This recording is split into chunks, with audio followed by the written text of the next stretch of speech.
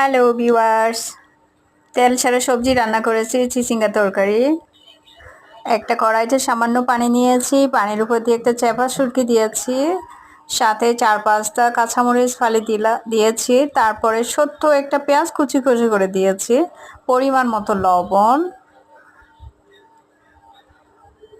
তারপর পানিটা ভালো মতো বলক ওঠার পরে আমি সবজিটা ঢেলে দিয়েছি।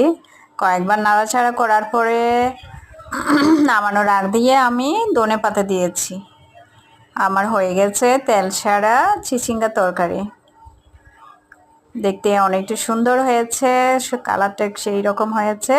যদি ভালো লাগে লাইক কমেন্ট করবেন, আমার চ্যানেলটা সাবস্ক্রাইব করবেন। সবাই ভালো থাকবেন। Thank you.